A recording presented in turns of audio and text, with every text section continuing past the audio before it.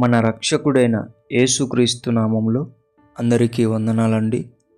ఈరోజు దేవుని మాటలు యెషయా గ్రంథం 51వ అధ్యాయము 4వ వచనము.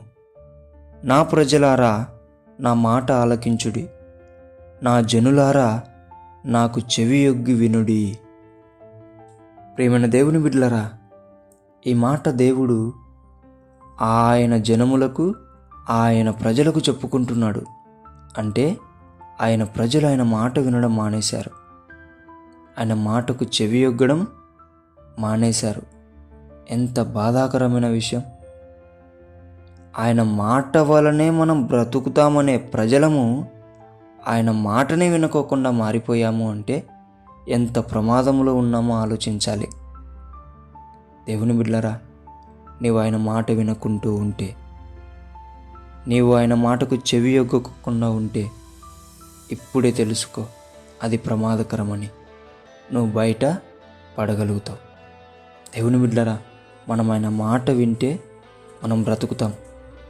మనము ఆయన మాటకు చెవియొగ్గితే మన జీవితాలు బాగుంటాయి.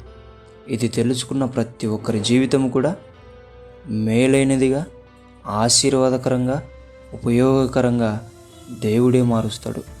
కాబట్టి ఎన్ని రోజులు నీవు మాట వినుకోకుండా ఉన్నావేమో, ఎన్ని రోజులు ఆయన చెవి ఎగ్గకుండా ఉన్నావేమో, అయితే ఇప్పటి నుండి ఆయన మాటను కాదనకు, ఆయన మాటను విడిచిపెట్టకు, పట్టుకో, విను, ఆశీర్వాదకరంగా మారు. దేవుడి మాటలను దీవించునుగాక. ప్రార్థించుకుందాం. దేవా మీకు వందనాలు, యేసయ్యా మీకు వందనాలు. ఎన్ని రోజులు నీ మాట వినుకోకుండా ఉన్నాను, ఎన్ని రోజులు నీ మాటను విడిచిపెట్టాను. ఇక నుంచి అలా ఉండకోకు. నీ మాటను ఆలకించే మంచి మనసు, మంచి హృదయం, నీ మాటను చెవిన పెట్టుకుండే శక్తి, బలం నాకు ఇవ్వమని యేసు నామములో అడుగుతున్నాం తండ్రి. ఆమేన్.